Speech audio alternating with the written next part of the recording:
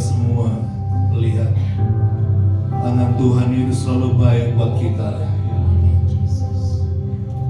Sering kita meragukan buat Tuhan itu baik dan tetap mengasihi kita.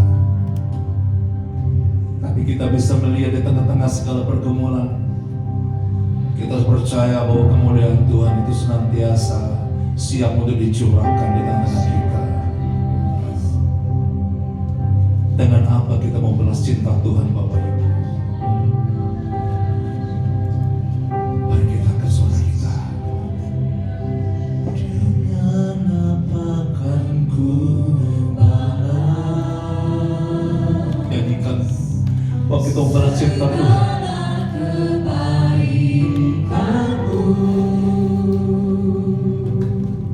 Segenap hatiku menyembahmu Yesus, ku bersyukur padamu. Dengan apa kan ku balas segala kebaikanmu? Segenap hatiku menyembahmu Yesus, ku bersyukur padamu. Sama-sama katakan, dengan apa kan ku balas segala kebaikanmu. Segenap hatiku menyembahmu Yesus, ku bersyukur padamu selamanya.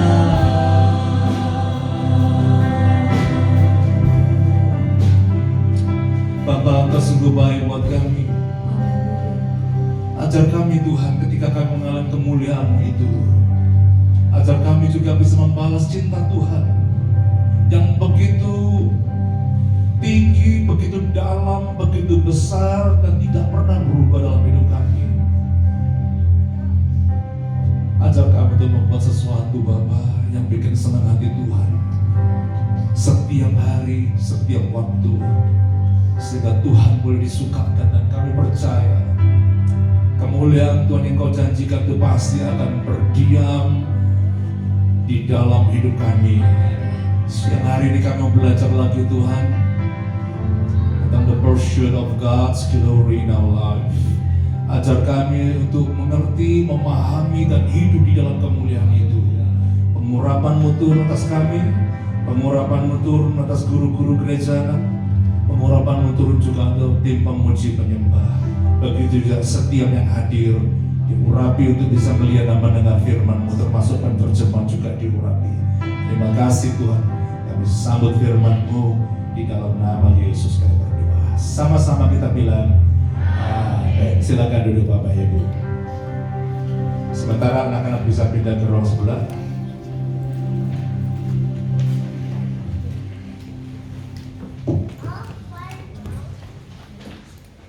Shalom Bapak Ibu.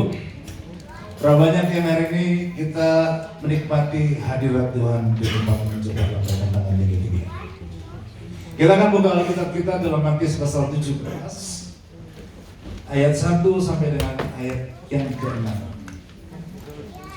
Matius pasal yang ke-17 ayat 1 sampai dengan ayat yang ke-6. Nanti di rumah Bapak Ibu bisa lanjut sampai ayat yang ke-9. Tapi hari ini gereja kita baca sampai ayat yang ke-6. Matius pasal 17 ayat yang pertama sampai dengan ayat yang ke-6.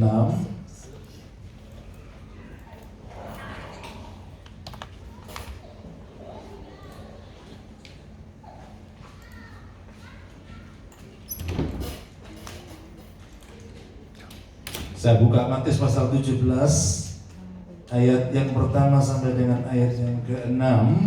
Demikian bunyi firman Tuhan, dikatakan ayat 1, 6 hari kemudian Yesus membawa Petrus, Yakobus, dan Yohanes saudaranya. Berapa orang Bapak Ibu? 3. Murid Yesus berapa? 12. Tapi yang dibawa Yesus cuma 3. Sebentar kita akan lihat itu. Dan bersama-sama dengan mereka ia naik ke sebuah gunung. Catat baik-baik ini. Bukan di pantai, tapi dikatakan sebuah apa? Gunung yang tinggi. Di situ mereka sendiri saja. Lalu Yesus berubah rupa di depan mata mereka. Wajahnya bercahaya seperti matahari dan pakaiannya menjadi putih bersinar seperti terang. Maka nampak kepada mereka Musa dan Elias yang berbicara dengan dia.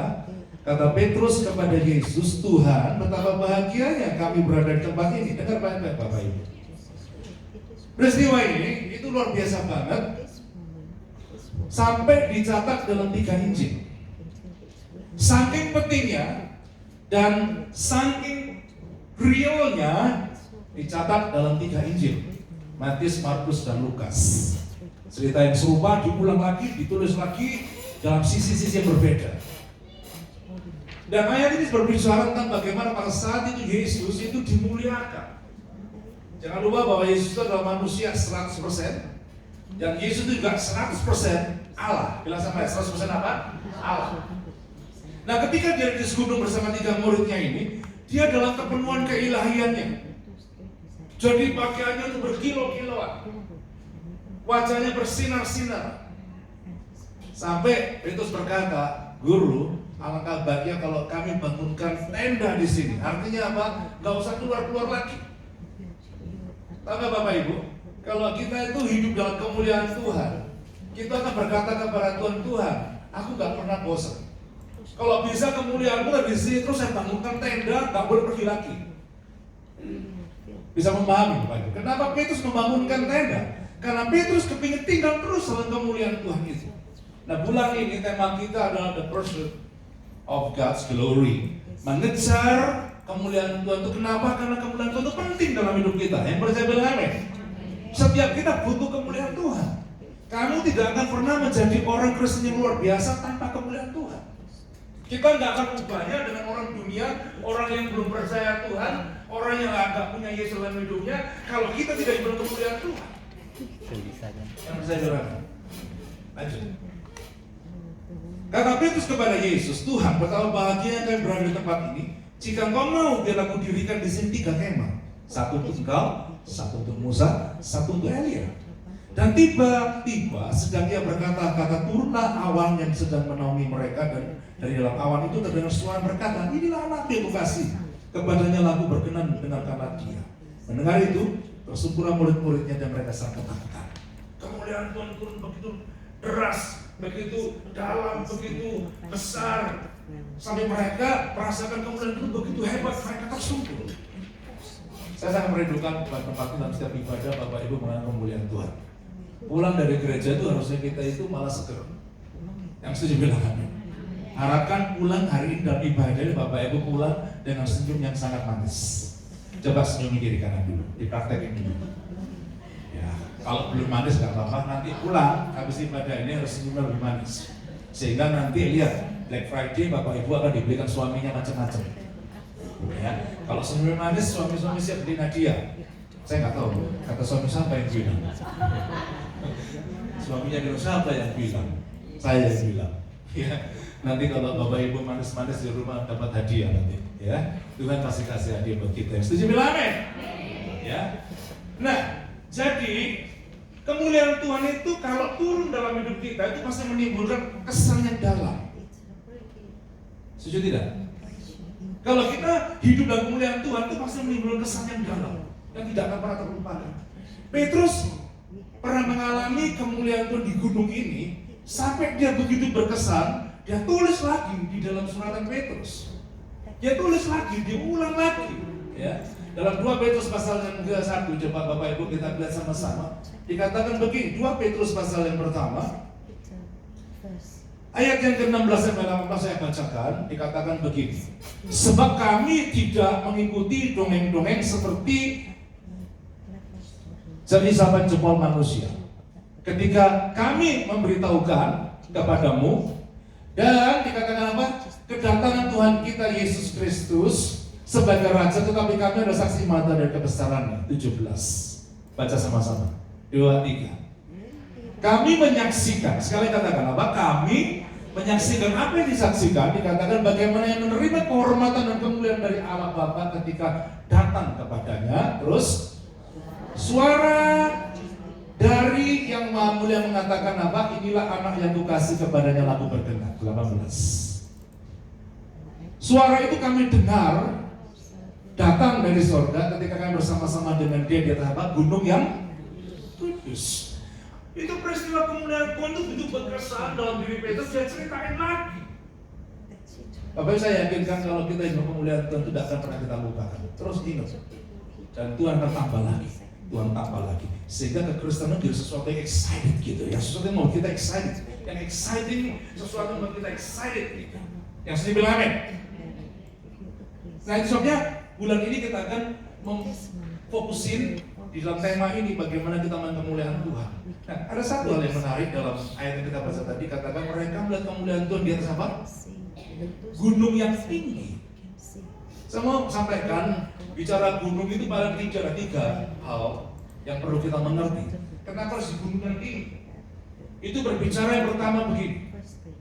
Itu ada tempat di mana satu level kepada level yang lain, level yang lebih tinggi lagi sampai di gunung yang tinggi. Artinya apa? Semakin kita tumbuh rohani kita akan semakin melihat kemuliaan Tuhan. Setuju ya? Kalau kita mau tinggal kanak-kanak, kekerasan dari dulu kala terus baby terus, saya yakin kan Bapak Ibu tidak akan melihat kemuliaan Tuhan. Kemuliaan Tuhan dari tempat yang tinggi. Kita harus belajar tumbuh lebih tinggi lagi. Tahun 2021 mau selesai, saya pastikan bahwa Bapak Ibu itu levelnya naik. Setuju? Jangan sampai kayak anak yang disekolahkan dibawa orang tuanya ke rumah tantanya atau ke rumah temannya. Kelas berapa nyu? TK tante. Ya kan? Tahun depan dibawa lagi kan? Ketemu lagi sama tantanya. Kelas berapa nyu? Jawabannya apa? TK tante. Sampai kira-kira 5 tahun TK terus, kenapa? Karena terlalu badung, nakal, nggak naik kelas. Jadi sini kan bisa naik kelas, tapi Bapak Ibu nanti kelas 1 percuma nggak bisa ngikutin, akhirnya diturunkan lagi di kelas lebih rendah. Bapak Ibu bisa bayangkan kalau anak-anak tidak pernah naik kelas, yang terjadi apa? Kemudian tidak akan pernah naik. Bayangkan kalau kita dari SD naik ke SMP, SMA, SMA ke uni, kemudian ambil lagi postgraduate. Kemuliaan itu beda Bapak Ibu. Kemuliaan anak TK itu berbeda dengan kemuliaan dokter. Betul tidak? Dokter gajinya tinggi, anak TK nggak bisa bilang uang saku ke mamanya, mak saya minta uang saku yang setara dengan gaji dokter. Maknya bilang sekolah dulu yang pintar. Bisa naik, bisa mengerti. Sesuatu yang naik kelas itu akan menambah kemuliaan kita. Kalau kita naik kelas dari satu level rohani ke level yang lebih tinggi dan bertumbuh terus, saya yakinkan Bapak Ibu akan bertambah-tambah dalam kemuliaan Tuhan. Setuju? Manggut-manggut. Yang setuju manggut-manggut. Iya kan? Setuju toh? Yang kedua, Pak, gunung bicara soal apa? Seringkali kalau di Alkitab, gunung itu berbicara satu tempat di mana seorang pengikut Tuhan itu berdiam diri dan bertemu muka dengan muka. Kayak siapa? Musa. Musa berdiam di gunung 40 hari 40 malam. Dia melihat kemuliaan Tuhan setelah 40 hari 40 malam. Gunung berbicara face to face dengan Tuhan. Amin. Berapa banyak waktu kamu berikan face to face dengan Tuhan? Kalau Bapak Ibu cuma kasih 1 menit, itu sama dengan kalau masak nasi baru 1 menit, langsung Bapak Ibu matiin itu power. Kira-kira nasinya sudah jadi, berasnya jadi nasi belum? Belum. Butuh berapa lama? Minimal setengah jam. Setahu saya begitu. Kalau salah, tolong dikoreksi. Iya kan? Kalau doa, saudara bertemu dengan Tuhan face to face cuma, apalagi cuma pamit kerja saja. Mau pergi Tuhan. Ya kan? Kira-kira apa yang kamu dapatkan kemuliaan dalam Tuhan gitu loh. Semakin kamu tenggelam dalam hadirat Tuhan, face to face dengan Tuhan di gunungnya Tuhan, Bapak Ibu akan pertama dalam kemuliaan Tuhan. Setuju? Tahun ini jam doanya ditambah. Yang setuju amin. Nonton boleh nggak? Boleh. Tapi jangan lupa face to face sama Tuhan. Ya. Yang ketiga, gunung bicara soal apa? Gunung itu bicara soal perlindungan. Sering saya berkata, ialah gunung batuku, kota perlindunganku, benteng keselamatanku. Gunung berbicara perlindungan. Kalau kamu jadikan Tuhan sebagai sumber pertolonganmu, kemudian Tuhan akan jadi lebih hebat dalam hidupmu. Amin. Jangan lagi kita sedang memperhatikan 2021, kita nggak menjadikan Tuhan sebagai gunung batu kita. Bapak Ibu, kita nggak tahu 2022 itu bakal ngapain loh ya. Dengar baik-baik. Saya tanda ini, saya baca Quran, rupanya ada varian baru yang sudah masuk di Malaysia. Namanya itu AY 4.2. Ya, AY 4.2 itu varian baru dari COVID. Bapak Ibu bisa bayangkan? Varian demi varian, varian demi varian, varian demi varian, kita nggak tahu 2022 itu apa yang terjadi. Tapi satu yang saya katakan, sesuatu bisa menakutkan. Jadi kalau kita jadikan Tuhan gunung batu kita akan aman bersama Tuhan. Bisa nggak beri kemuliaan bagi Tuhan kita? Gak ada jalan lain, Bapak Ibu. Kamu nggak bisa mengandalkan dokter, nggak bisa mengandalkan siapa-siapa dalam hidup ini. Jadikan Tuhan gunung batu, dan Tuhan pasti akan menyatakan kemuliaannya dalam hidupmu. Amin. 12 murid, cuma 3 yang melihat. Cuma Petrus, Yohanes, dan Yakobus. Yang lain nggak melihat. Kenapa? Karena 3 ini yang mau rela naik di gunung. Kalau Anda mau naik di gunung, Anda akan jadi seperti kamu Yesus ini, yang mengalami kemuliaan Allah dari satu level ke level yang lebih tinggi. Amin. Nah, bagaimana cara mengalami kemuliaan Tuhan? Pagi ini saya akan secara singkat sampaikan 3 hal penting untuk mengalami kemuliaan Tuhan. Kita belajar dari mana? Dari gaya hidup Petrus, Yakobus, dan Yohanes. Karena Petrus, Yohanes, Yakobus ternyata sudah melihat kemuliaan Tuhan di gunung. Kita perlu belajar dari teladan Petrus, teladan Yakobus, teladan Yohanes. Dan kalau kita belajar dari 3 orang ini, saya sangat yakin kita akan mengalami kemuliaan Tuhan. Coba lambaikan tangan ibu saya. 3 Bapak Ibu. 9 murid yang lain tidak mengalami apa-apa, tidak melihat kemuliaan Tuhan. Tapi 3 yang melihat kemuliaan Tuhan.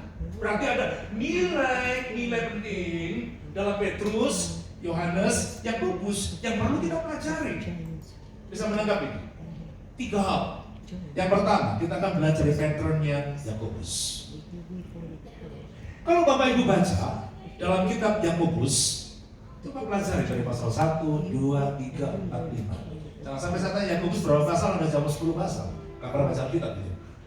Ya. Yakobus berapa pasal? 5.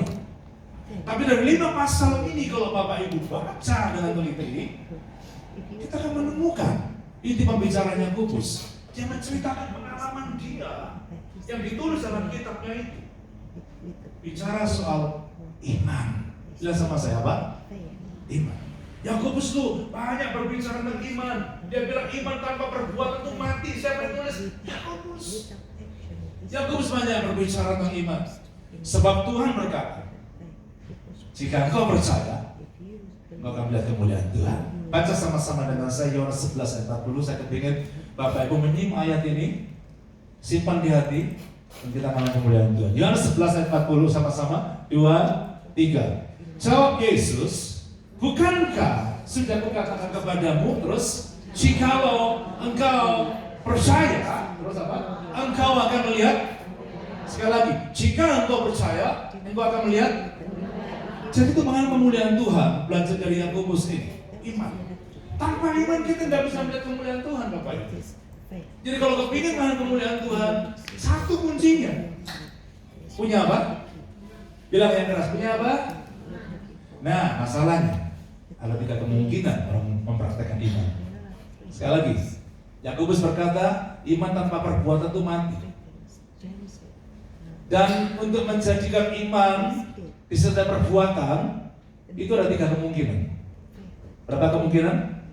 3. Yang pertama, kenapa orang mau percaya dan mempraktekkan? Karena melihat bukti. Ya. Kalau tidak lihat bukti, nggak mau menjadikan iman sebagai praktek yang disertai perbuatan. Contoh, Bapak Ibu, kenapa duduk di tempat ini dengan aman dan nyaman? Mikir enggak? Coba lihat ke atas. Lihat ke atas. Ada apa ini? BIM. Ini kira-kira berapa beratnya? Saya jamin berat. Ya, ini BIM berat. Pernah nggak berpikir lagi duduk dengan khotbah? Kalau jatuh, kalau minta di depan, untung. Kalau kena kepala, jangankan kena besi, kepala kejeduk tembok aja, jedok sini ya. Apalagi kalau besi. Ya loh, mikir jatuh nggak ya, jatuh nggak ya, jatuh nggak ya, jatuh nggak ya. Ya kan? Kira-kira ini lagi lihat ini, dia punya kolong di sini. Kira-kira pilarnya ini nanti roboh nggak ya? Roboh nggak ya? Hasilnya koslet nggak ya? Kolapi nggak ya? Saya mau nanya, selama dari tadi duduk di sini mikir gitu nggak? Coba dijawab, iya atau tidak? Begitu masuk dari ruangan ini melihat, kata, "Weh, apa kabar? Selamat pagi, selamat pagi." Kami kan kolomnya satu lagi. Kenapa? Karena kami lihat ini strukturnya apa? Udah nggak usah dipikirin lagi. Seringkali orang itu berani mempraktekkan iman dalam sebuah perbuatan karena apa? Dia sudah bukti.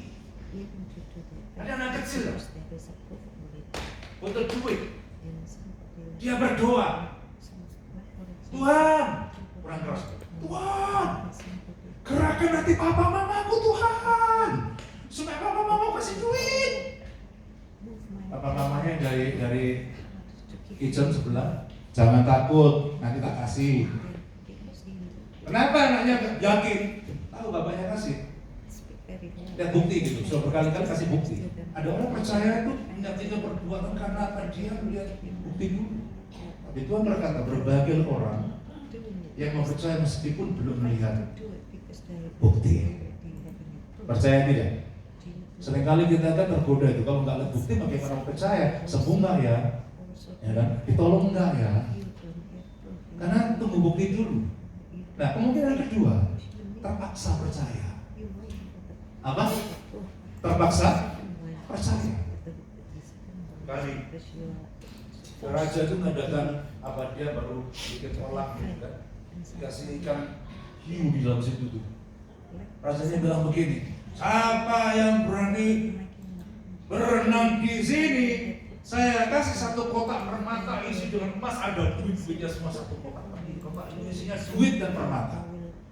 Siapa yang menyeberang silakan." Ada 2 ekor hiu di situ, Bapak Ibu. Kira-kira ada berani tidak? Hah?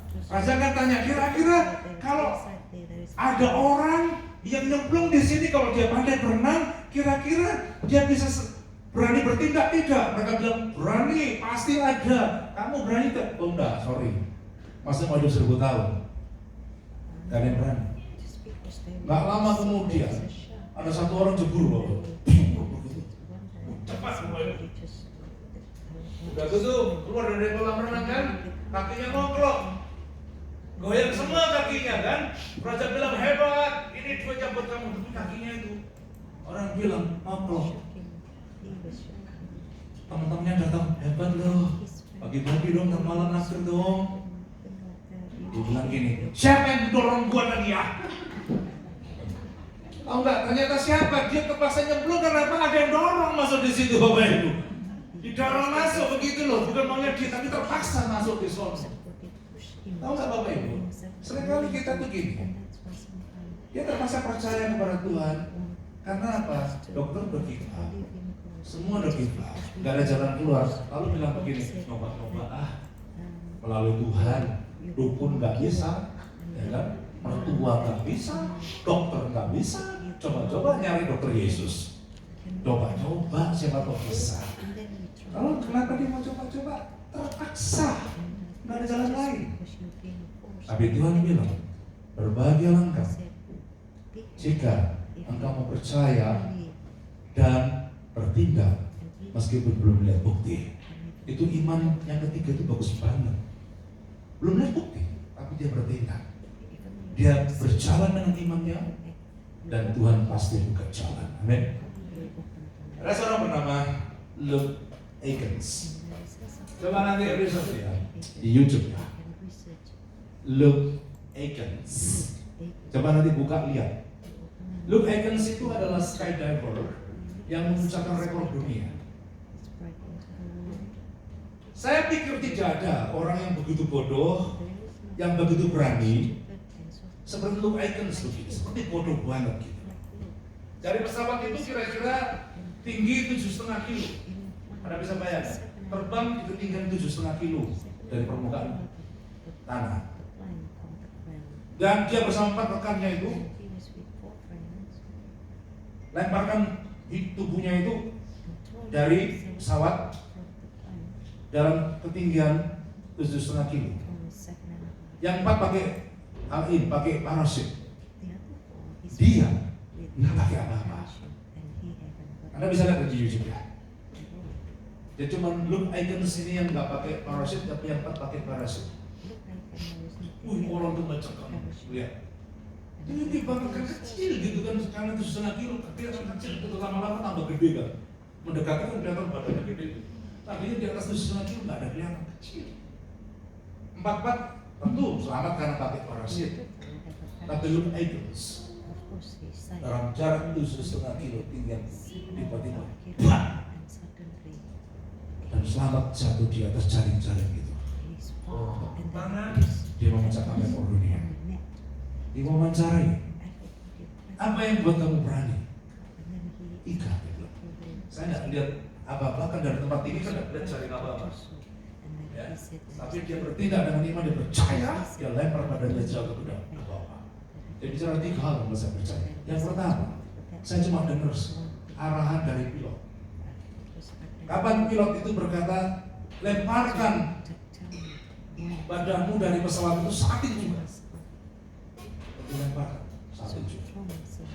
Kemudian dia bilang apa? Ada alat yang kedua, seperti GPS yang kasih tahu kurang kiri, kurang kanan.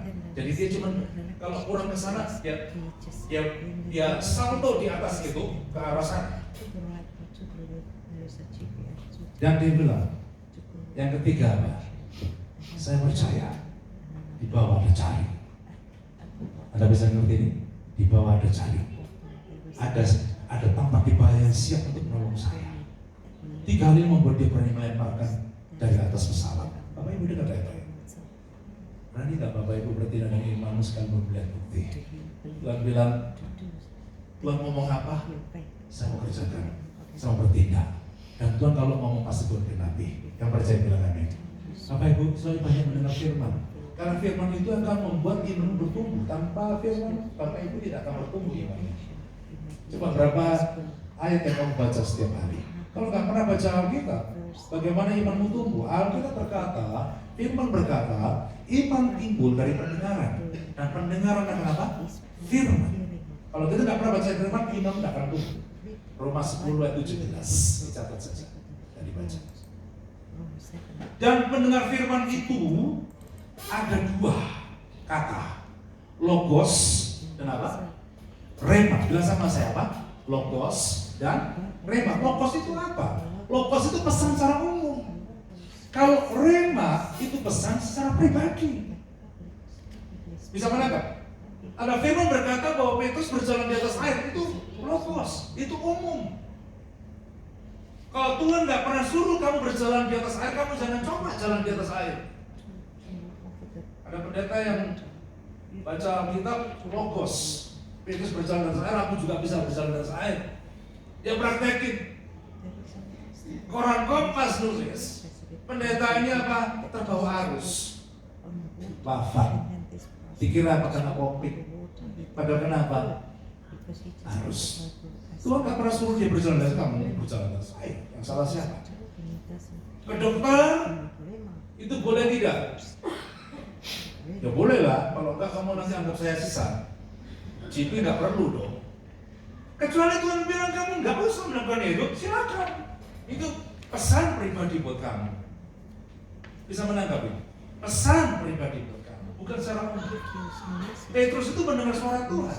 Guru, boleh nggak aku berjalan di atas air? Perintahkan saya berjalan di atas air. Lalu Yesus berkata, berjalanlah kamu. Keluar dari kapal, berjalan di sini. Keluar dari botnya, jalan di sini. Tuhan perintahkan secara khusus rema kepada Petrus. Dan Petrus bisa berjalan. Amen. Makanya Bapak Ibu, Banyak baca Alkitab. Kalau kamu dengar suara Tuhan secara pribadi itu akan jadi iman bagimu, bertindak dengan iman, dan kamu pasti berkenan Tuhan. Amin.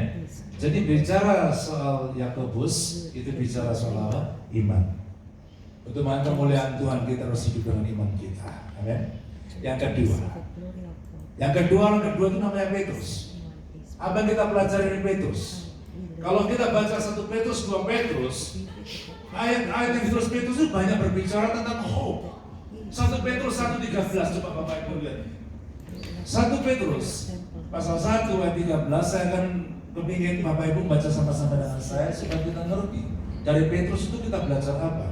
1 Petrus 1:13. Sebab itu, katakan sama-sama, siapkanlah apa?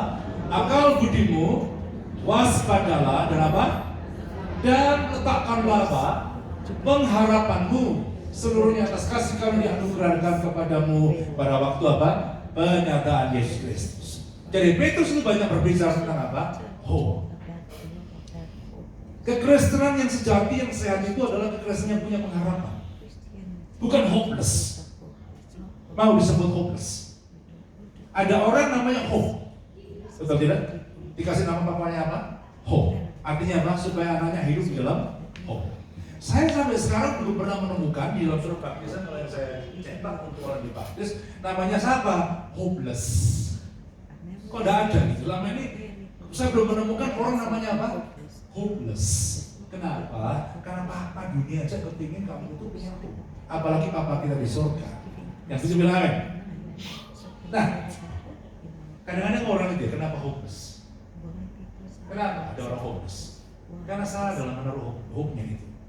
Yang pertama, seperti iman tadi, hope itu nggak boleh didasarkan kepada bukti. Kalau kamu lihat bukti dulu, kamu tidak akan pernah bisa punya harap. Harap itu belum lihat apa-apa. Betul tidak? Contoh, dulu si Joni pada waktu pacaran sama Mariana, dia cuma harap-harap mudah-mudahan Mariana mau terima saya, mudah-mudahan Mariana mau buka hatinya buat saya. Sudah dibuka belum pada waktu first time, kamu ketemu dia, apa langsung hati dengan dia masuk, hatinya masuk di hatinya, Joni masuk dia. Udah kita satu rumah sekarang yuk. Belum tentu. Dia cuma harap supaya apa? Mariana mau jadi dengan dia. Belum lihat, belum jadi, belum bersatu jatuh rumah, tapi dia punya hope. Hope itu adalah sesuatu yang belum melihat sesuatu, tetapi dia punya hope bahwa satu kali dia akan jadi istri saya. Bukan pada bukti. Satu kali saya pernah dengar saksian. Ada satu ibu yang kena tumor di daerah kandungan, kena tumor. Dan satu kali ada kakak di gerejanya, katanya bilang ada satu ibu di sini yang kena tumor, silakan maju di depan didoakan. Ibunya pakai sanggul tinggi, maju ke depan, ditumpang tangan kayak tumpeng gitu. Sanggul tinggi langsung ceper, ya kan? Ditumpangi tangan supaya tumornya hilang. Saya tanya, tumornya saat itu sembuh tidak?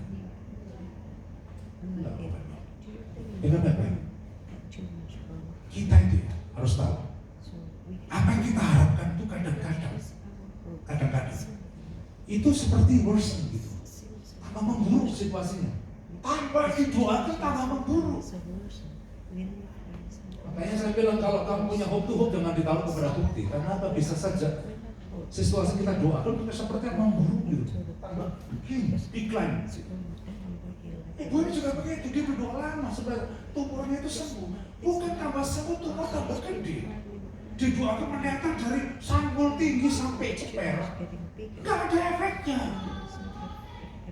Sampai satu kali kita bilang dengan Tuhan, apapun terjadi, kelihatannya situasi lama memburuk, tapi saya tetap punya hope saya kepada Tuhan.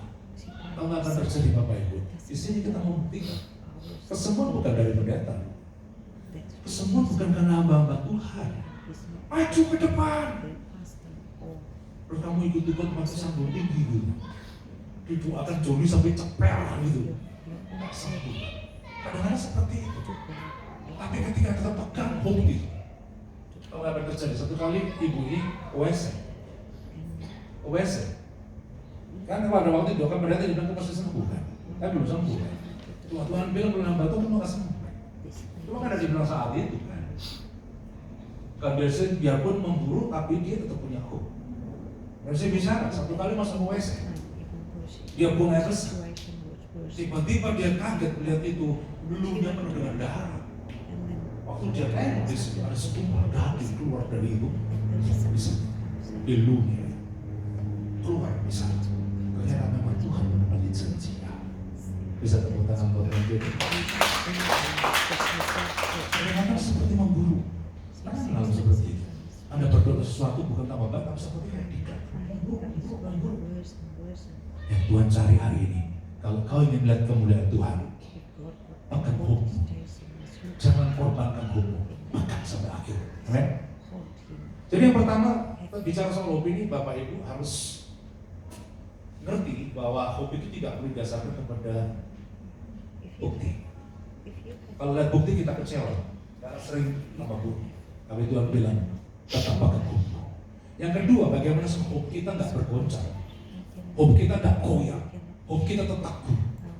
Bapak Ibu harus kepada seseorang yang tidak pernah tergoyahkan. Betul tidak? Saya mau tanya, kalau saya membutuhkan sesuatu, saya harap seperti Julia. Kira-kira saya bisa goyang nggak hidup saya? Bisa. Kenapa? Karena dia juga bisa bergoncang juga kalau dia punya masalah. Kita hanya bisa punya pengharapan yang tidak tergoncangkan kalau kita harap kepada seseorang yang tidak pernah goncang. Setuju? Siapa dia? Yesus Tuhan kita. Kalau kamu harap manusia bisa goyang. Manusia bisa goncang, manusia bisa digoncangkan dengan masalahnya. Kamu kalau tahu pada manusia, kamu akan kecewa. Tuhan bilang, harus harap kepada Tuhan. Satu kali ada anak yang itu kan grandmanya, papanya lagi kerja pulang malam. Jadi grandmanya jaga anaknya. Dia bilang, nak kamu sebentar ya, grandma mau turun sebentar ke bawah berkedari di susu. Kalau dia sebentar ternyata kebakaran besar. Grandmanya nggak bisa tolong. Anaknya dari atas sana tiba-tiba pemadam kebakaran. Ayo nak, turun, cepat, lompat. Anaknya nggak mau lompat, api tambah gede, asap tambah tebal. Orang bilang, ayo, makan badanmu turun. Gak ada yang mau, dia nggak mau. Terus satu kali papanya ketika untung itu jam-jam mendekati papanya pulang. Lihat anaknya di atas sendiri, yang lain tetangga sudah pada turun semua. Tinggal anak satu di atas, di lantai 7. Papanya cuma bilang gini, nah, lempar badanmu, papa akan tanggung. Tahu kalau ibu, dia cuma dengar papanya. Nah, lempar badanmu dan aku akan tanggung dari bawah. Anak tanpa ragu lemparkan badan ke bawah karena dia percaya papanya itu mengasihi dia. Tetangga belum tentu mengasihi dia. Kalau papanya sudah selama ini membuktikan dia mengasihi dia, karena tidak ragu menjatuhkan badan ke bawah. Bapak Ibu, harap kita harus kepada Tuhan seperti anak kepada Bapa tadi, bukan kepada orang lain. Amin. Itu tentang harap. Yang terakhir, jadi bagaimana kita mengalami kasih, mengalami kemuliaan Tuhan? Yang pertama apa? Perlu apa? Iman. Yang kedua apa? Harap. Petrus bicara soal harap. Yang ketiga, Yohanes. Dari Yohanes kita belajar apa? Yohanes itu dikenal rasul kasih. Ya. Dari 12 murid Yesus itu cuma satu yang kalau duduk itu suka menyandarkan di mana? Di mana? Iya Pak ya? Kok di bahu? Jadi kalau dia duduk itu suka menyandarkan di dadanya Yesus. Ya. Bayangkan kalau saya duduk di sini, si Joni sampai dekat sama saya menyandarkan di atas dada saya. Orang bilang jangan-jangan gay. Ya, orang bilang jangan-jangan gay. Kok bisa kadang-kadang kelihatannya tidur di atas dada.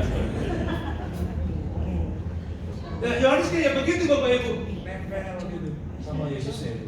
Untuk nggak dibilang gay zaman itu jarang sih orang gay ya teman-teman ya. Teman-teman banyak yang gay, baru gitu.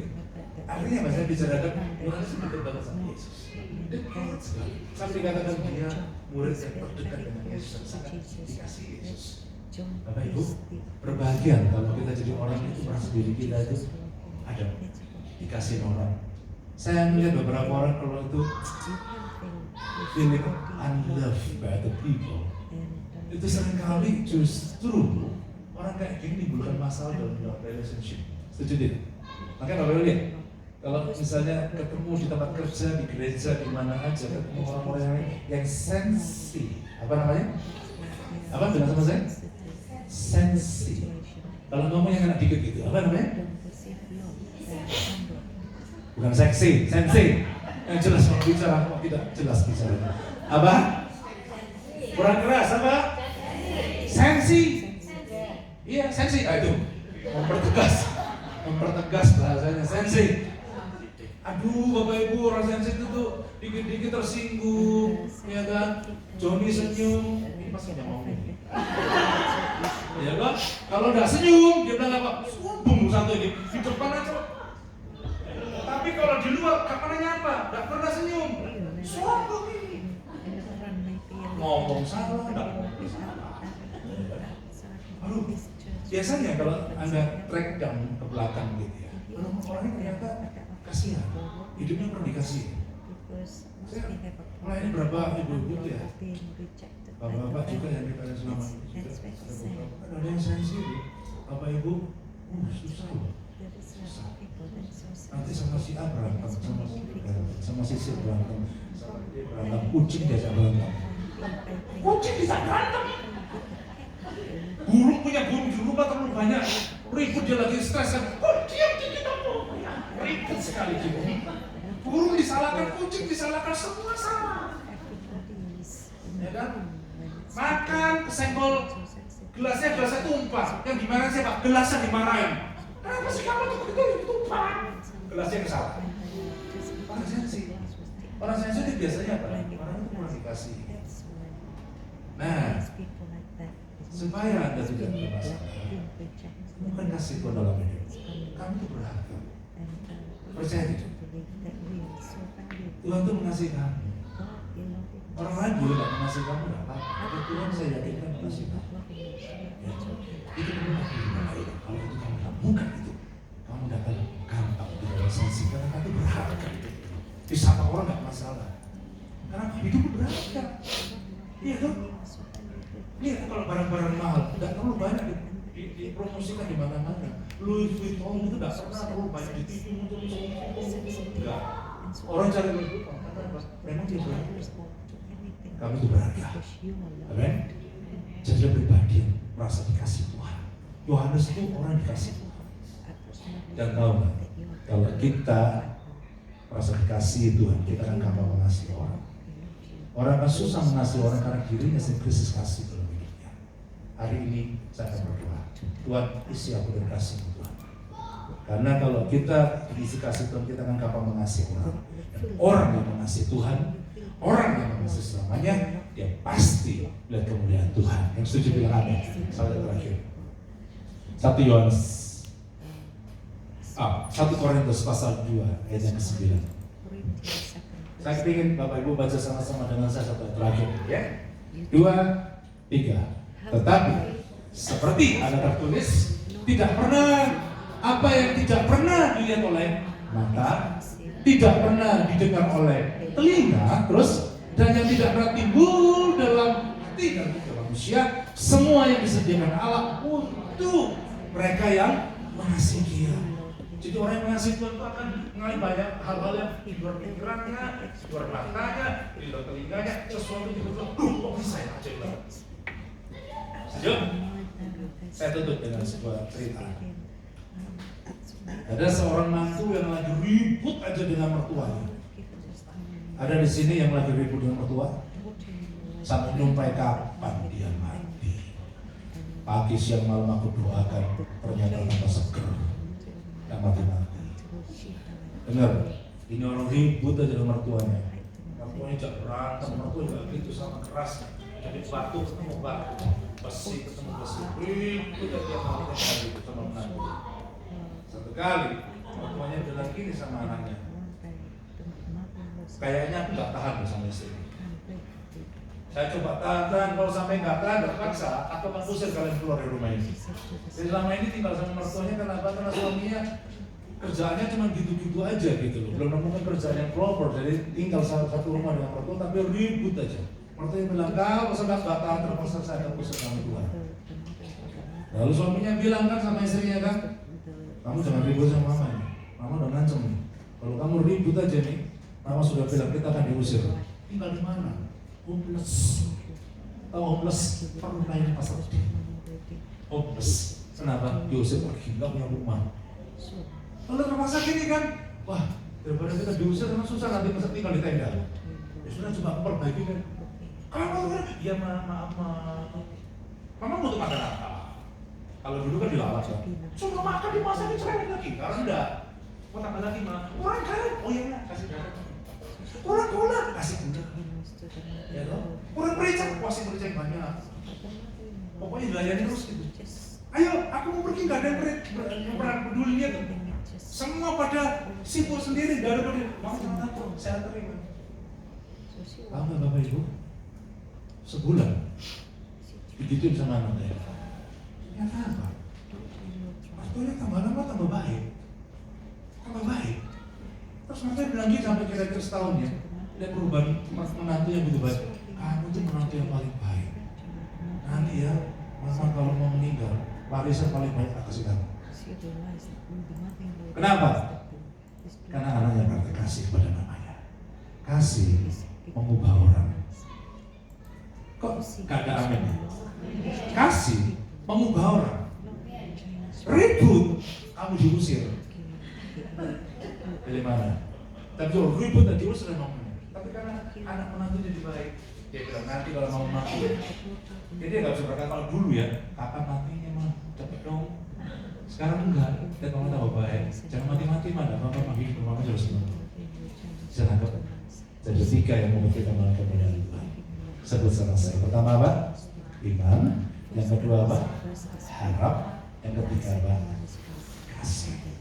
Terus Yakobus, Yohanes adalah 3 murid di antara 12 yang melihat kemuliaan Tuhan. Kalau kamu yang melihat kemuliaan Tuhan seperti 3 orang ini, iman, harap, dan kasih.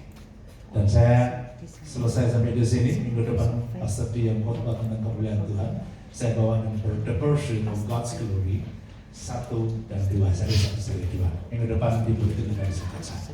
Kita sama-sama berdiri. Saya minta Pak musik dan worship leader pick up singer besar ke atas. Kita akan sama-sama berdoa supaya dalam sesi ini kita benar mengalami kemuliaan Tuhan itu menjadi bagian yang kita bawa pulang sepanjang hidup kita. Mari kita tepangkan kita sebentar Bapak Ibu. Izinkan Tuhan berjumpa dengan Bapak Ibu sekali lagi. Izinkan Tuhan ngomong sesuatu dalam hidup. Izinkan Tuhan mengubah hidup kita dan kita tenggelam dalam hadirat Tuhan, dalam kemuliaan Tuhan.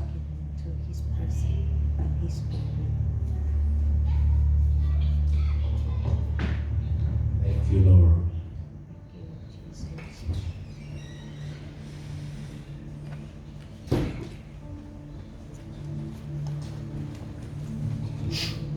Sama-sama kita ketemu Tuhan saat ini.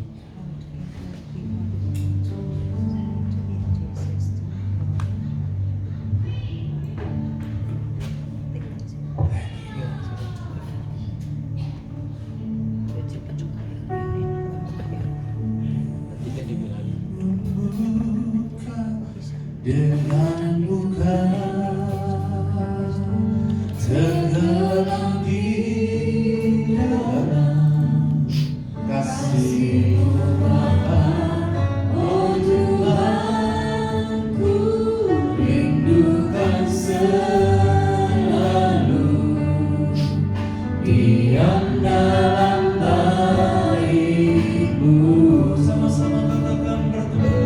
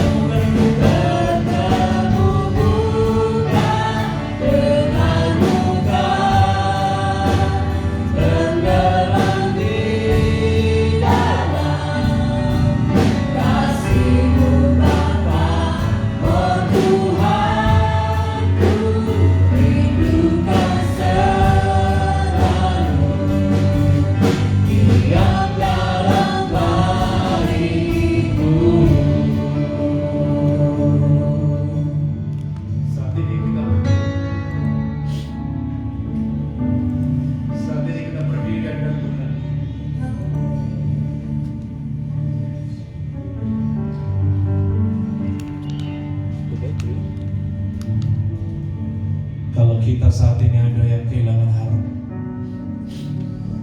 Karena kamu tidak menemukan jalan itu sampai saat ini. Saat ini Tuhan berkata, aku akan menyatakan kemuliaan-Ku dalam hidupmu. Tuhan cuma minta satu perkara. Kita disuruh mengejar kemuliaan Dia. Bagaimana kita mengejar kemuliaan Dia? Kita butuh iman, harap, dan kasih. Ketika kita hidup dalam iman, harap, dan kasih, kemuliaan Tuhan akan turun dengan deras dalam hidup kita. Pakai waktu itu berdoa. Jangan lihat faktanya. Mungkin kamu belum melihat jalan keluar. Saat ini mari masing-masing berdoa. Percayalah bahwa Tuhan pasti menyatakan kemuliaan-Nya. Lihat umatmu berdoa saat ini Tuhan. Jawablah doa kami dan nyatakan kemuliaan. Terus berdoa Bapak Ibu. Mungkin untuk sebuah karya yang sedang kau doakan, mungkin belum melihat nyata. Tuhan bilang, kamu butuh iman, harap, dan kasih. Kemuliaan itu pasti turun dalam hidupmu, menjadi kesaksian indah dalam hidupmu. Yang satu percaya Tuhan itu dokter dan segala dokter. Yang lagi bergumul soal keuangan, percaya Dia punya langit dan bumi. Dia juga mampu untuk membuat kita hidup dalam kelimpahan.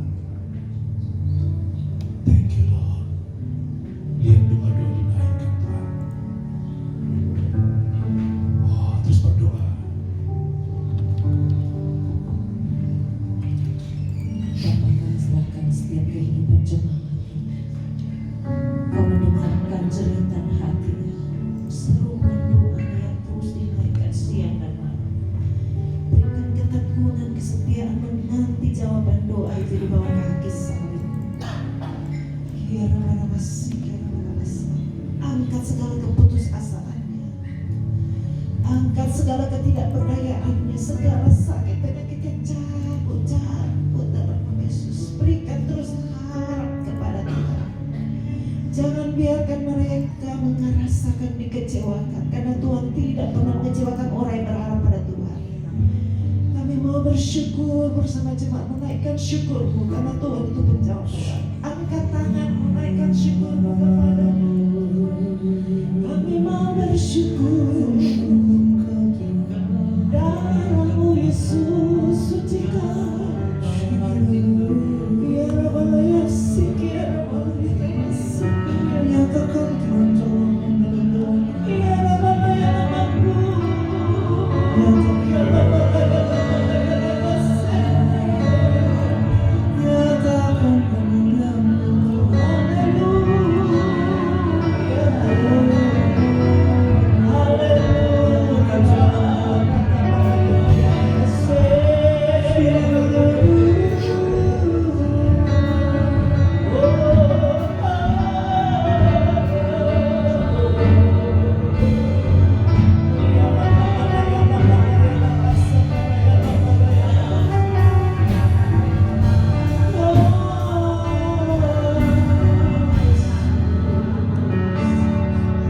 Tuhan mau meneruskan segala karya salibnya dalam hidupmu. Pandang curahan darahnya yang mengalir masuk, menyatu dengan darah kita masing-masing. Darahnya yang ajaib menyucikan, menyembuhkan, mengampuni, dan memberikan harapan yang baru. Terima kasih Tuhan, Engkau mampu mengubahkan suasana hati yang tidak tenang menjadi tenang. Angkat segala kekacauan, ketidakpastian di dalam nama Yesus. Engkau sumber kemuliaan yang mampu memberikan kemuliaan bagi setiap anak-anak-Mu yang siap membayar harganya, yang siap mengejar, yang siap mempraktekkan firman, berjalan di dalam iman dan harap serta kasih di dalam Yesus Kristus. Meteraikan firman-Mu pakai hamba-Mu yang menjadi saluran berkat hari ini. Biar Tuhan ikat semua kami dengan tali kasih-Mu. sehingga tidak ada satupun yang keluar dari kasih karunia Allah. Terima kasih Tuhan, kemurahan-Mu ajaib, berkat-Mu turun untuk jemaat-Mu PIC. Dalam nama Yesus, amin. Silakan duduk kembali, Tuhan memberkati.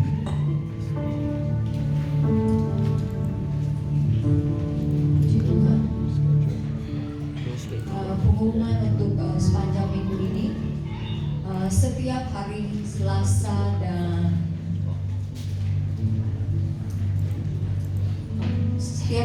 dan Jumat itu ada doa jam 10 di Upper Room. Ya, setiap hari Selasa dan Jumat ada doa jam 10 di Upper Room. Untuk informasi lebih lanjut bisa ke Ibu Gembala Cimeke. Dan juga hari Rabu ada komsel jam 10 di Brooklyn Green Henningville. Sama juga kalau saudara mau ikut komsel hari Rabu, silakan hubungi Ibu Gembala kita Cimeke. Dan untuk perayaan Natal kita di bulan Desember itu ada di tanggal 19 Desember jam 11.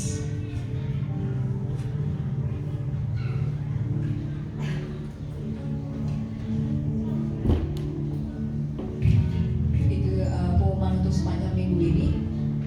Mungkin Ko Johan ada tambahan?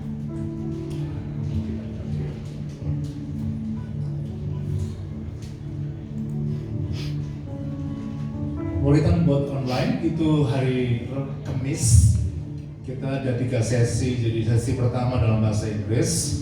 Saya biasa muridkan si Julian. Kemudian sesi Indonesia. Saya masih buka sesi kedua. Kemudian sesi 3 itu Bu Mega, itu hari-hari dia mengajar tentang akhir zaman. Jadi silakan join yang mau ikut memberikan masuk di kelas saya. Itu ada dua bahasa, jadi Inggris sama Indonesia. Kita mulai Inggris biasanya jam 6, selesai setengah 7, kemudian lanjut lagi 7 sampai 7.30 sampai jam 8.15. Kemudian baru sesi ketiga ya. Catat ya, Kamis. Kalau mau ikut, tolong Rebu nanti akan disampaikan pengumumannya. Tolong daftar isi karena saya nggak kepingin, saya sudah siapin, aja tiba-tiba ada yang berhalangan datang. Percuma kan waktu saya bisa pakai yang lain gitu loh ya. Jadi Rebu nanti akan diumumkan mendaftar isiannya yang mau masuk di kelas saya siapa aja, supaya saya bisa siapin bahan apa yang cocok untuk saya ajarin gitu ya. Itu aja. Oh ya, satu lagi. Natal ini jadi karena mau dipikirkan buat makan yang proper gitu ya. Tadinya mau dibikin babi guling, saya nggak tahu apakah jadi babi guling apa enggak, atau kambing guling atau ayam guling, saya nggak tahu. Nanti baru dirapatkan lagi, tapi diharapkan acara ini makanan yang proper dan Bapak Ibu bisa menikmati dengan baik gitu ya. Nah tentu itu biaya cukup besar. Tempoh hari yang dipikirkan itu ada besar itu babi guling itu untuk $450 itu baru untuk 60 orang, cukup besar ya. Jadi nanti mendekati Natal tanggal 19, mungkin 2 minggu sebelum Natal, nanti Bapak Ibu dikasih amplop khusus buat Natal ya. Tapi Bapak Ibu lihat, kita nggak pernah nodong orang untuk kasih persembahan. Mungkin nanti dikasih amplop, kalau Bapak Ibu suka mau nyumbang 20, 30, 50 terserah, nanti akan kembalikan ke Bursuan akan untuk atur keuangan itu untuk belanja, sehingga akhirnya kita makan bersama lagi ya. Jadi nanti amplop itu nanti dibagikan mungkin 2 weeks prior kayaknya.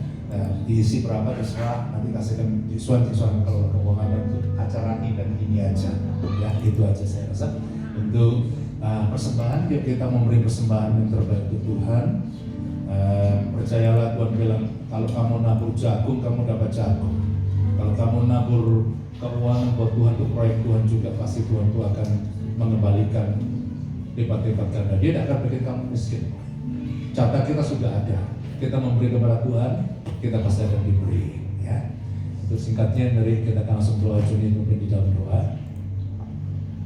Bapak kami kembali datang pada Tuhan dan mengucap syukur Tuhan pada siang hari ini Tuhan, dimana kami boleh diberkati dengan firman Tuhan.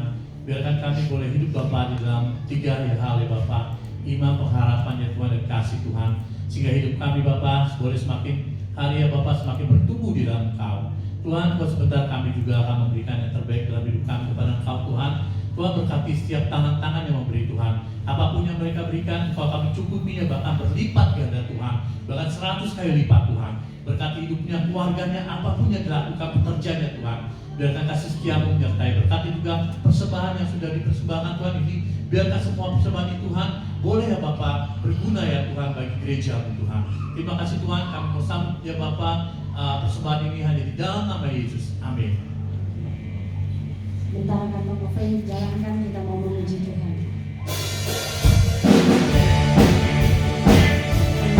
Yang sudah memberi bisa bangkit berdiri bersama.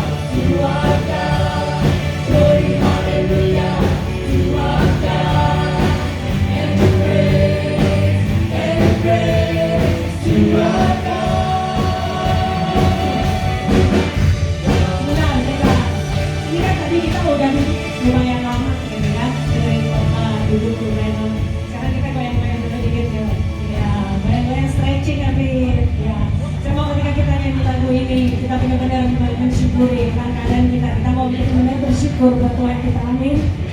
Amin.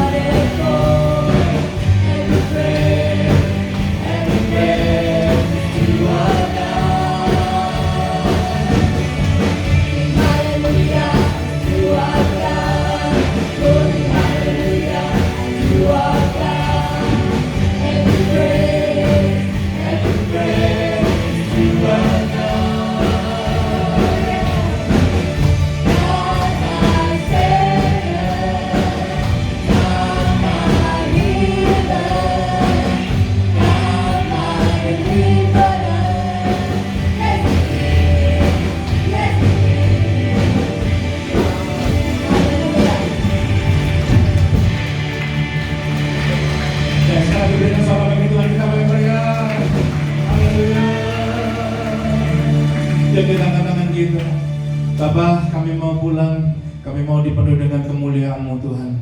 Sehingga pulang dari ibadah ini kami lebih diubahkan lagi, lebih berkenan, lebih dewasa rohani, lebih mengalami lagi kemuliaan Tuhan dalam hidup kami.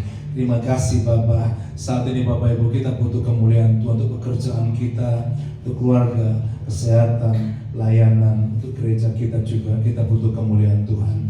Terimalah yang terbaik dari Bapa kita di surga. Anugerah Yesus serta persekutuan damai serta Roh Kudus menyertai kita, memenuhi kita dalam segala kepenuhan kemuliaan-Nya dari sekarang sampai selama-lamanya. Kita terima berkat ini dengan percaya kita katakan amin. God bless you all.